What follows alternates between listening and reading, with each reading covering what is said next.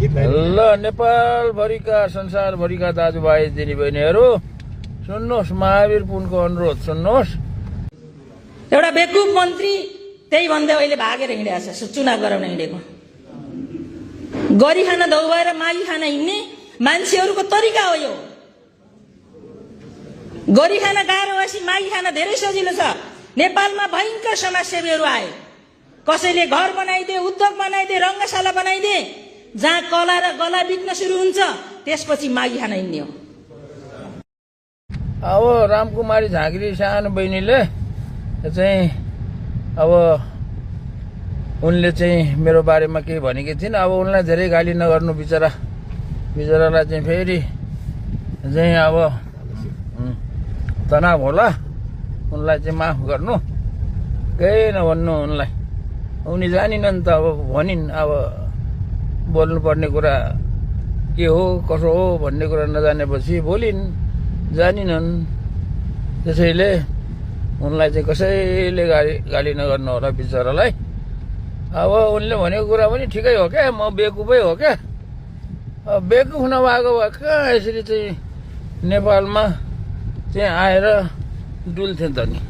अब अहिलेसम्म जागिर गरेको छैन। यत्रो अमेरिका पढेको मान्छे, जागिर नगर्नु मान्छे बेकुफ नगरेर के हुन्छ त? अनि केही व्यापार व्यवसाय गर्न जान्दैन यो बेकुफले।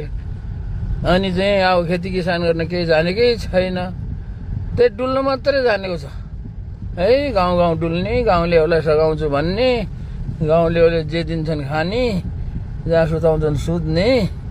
अब यस्तो मान्छे बेकुफ नभएर के हुन्छ? अनि अर्को कुरो, त्यत्रो सरकारले गर्नुपर्ने काम, राष्ट्रिय आविष्कार केन्द्र जस्तो अनुसन्धान केन्द्र, नवप्रवर्धन केन्द्र खोल्छु भनेर उफ्रिने त्यो बेकुफ, उहाँको बेकुफ हो त्यो चाहिँ मान्छे। अनि त्यत्रो कवाडी भएको 30 वर्षको सम्म नचलेको कवाडी कारखाना, त्यो वीरगञ्जको कृषि औजार कारखानालाई किताब बेचेर चलाउँछु भन्ने मुर्दारका बेकुफ हो त त्यो त। त्यो जस्तो बेकुफ मान्छेलाई बेकुफ भनिन्, एकदम ठिक भनिन् है। ल हाम्रो झाँक्री बहिनीलाई कसैले केही नगर्नु है। अब हुँदा त अब ल केही राजनीतिको र पनि नजान्ने मान्छे उहाँ सांसद भएर चुनाव उठेर सांसद हुन्छु भनेर उठाएको छ। यो यस्तो बेकुफ मान्छे पनि के अरे, यस्तो मान्छेलाई बेकुफ नभनेर के भन्ने त? एकदम ठिक भनेकी छिन् है। उहाँ त धेरै जान्ने सुन्ने जत्रो विद्वान बहिनी हुन् नि त। म जस्तो बेकुफ कहाँ छिन् र? ल है साथी हो, कसैले गाली नगर्नु होला। ल धन्यवाद छ, मेरो विनम्र अनुरोध हो है त। ल साँच्चै हो, मैले ढाँटेको छैन।